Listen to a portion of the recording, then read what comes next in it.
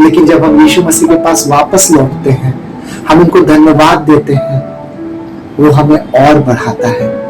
आज मैं आपको इंकरेज करना चाहता हूँ, समय निकाल करके अपने जीवन में परमेश्वर को केवल धन्यवाद देना सीखिए।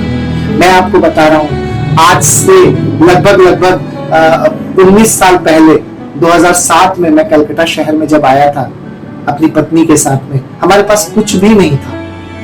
We were having nothing। जो हमको जानने वाले वो जानते हैं, हमारे पास अपनी साइकिल तक नहीं थी, हमारे पास किराया देने के लिए किराया नहीं था, मेरे पास नौकरी नहीं थी, कई इंटरव्यूज से मुझे रिजेक्ट किया गया था। मेरी पत्नी शिखा को पहली नौकरी मिली थी और उस वक्त मैं एक ट्यूशन करता था।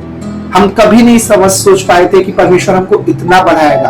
उस वक्त हम लिख करके रखते थे कि प्रभु मेरी ये जरूरत है, प्रभु मुझे 2000 रुपए का ये सामान चाहिए।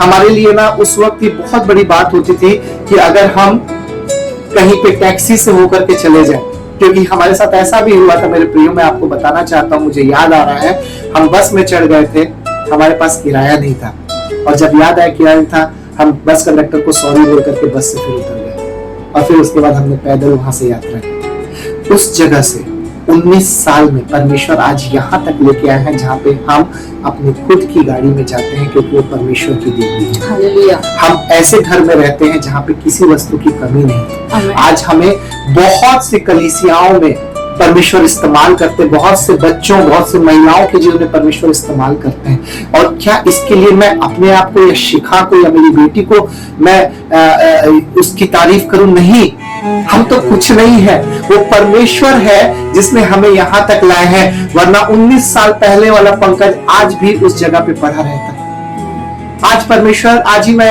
अपनी पत्नी से बात करता, परमेश्वर मुझे दूसरे देशों में लेकर के गए। आज इंडिया का शायद ही कोई ऐसा कोना होगा जहां परमेश्वर मुझे नहीं लेकर के गए। अच्छे से अच्छे होटल्स में मैं रुका हूं, अच्छे से अच्छे खाने को खाया है।